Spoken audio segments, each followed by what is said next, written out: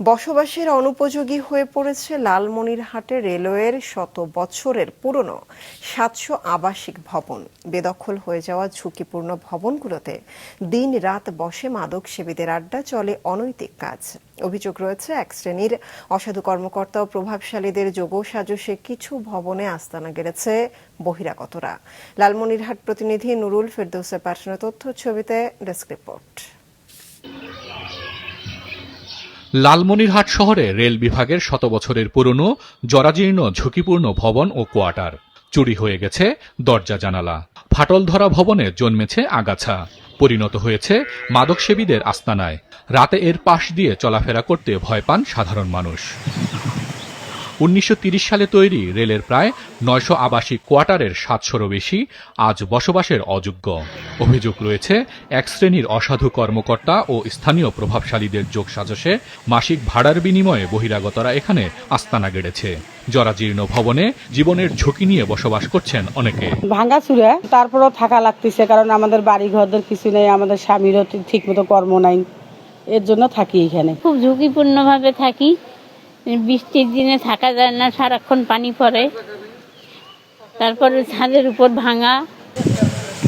বিদ্যুৎ সংযোগ না থাকায় রাতে এলাকা জুড়ে তৈরি হয় ভুতুড়ে পরিবেশ, আর এই সুযোগে সক্রিয় হয়ে ওঠে অন্ধকার এক জগৎ। ভবনগুলোতে বসে মাদকসেবীদের আড্ডা, চলে অনৈতিক কাজ।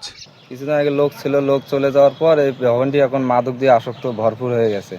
গাঁজাটা যাইটা সেটা খায়, বা এটা আমাদের ভাঙি দিলে খুবই ভালো হইতো আর কি। আমরা রাস্তাঘাটে বাইরে ছেলেপেলের আড্ডা হয় বেশি এখানে। ভবনটা ভূতের বাড়ি নামে পরিচিত, কিন্তু ভূতের বাড়ি নামে পরিচিত হলে হবে কি, এই ভবনটা হলো মাদকের কারখানা। 24 ঘন্টায় মাদকের আড্ডা চলে। এটা দ্রুত ব্যবস্থা করে সংস্কার করা হোক, নয়তো ভেঙে ফেলা হোক।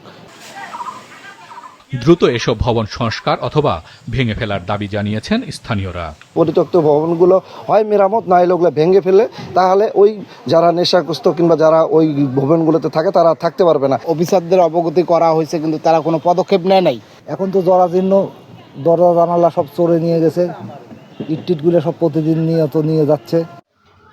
তবে রেলওয়ে বলছে জমি ও ভবন দখলমুক্ত করার চেষ্টা করছেন তারা।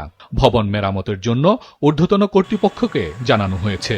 আমাদের বাসা লিস্ট করা হয়েছে মোটামুটি, যে কোন বাসাগুলো এখন আমাদের আসলে ভেঙে ফেলতে হবে। তো আমাদের আসলে যে করে ওই কাজগুলো করতে হয়, সেই করে সংশ্লিষ্ট করে আমাদের পর্যাপ্ত বাজেট না পাওয়ার কারণে আমরা মূলত কাজগুলো করতে পারি না।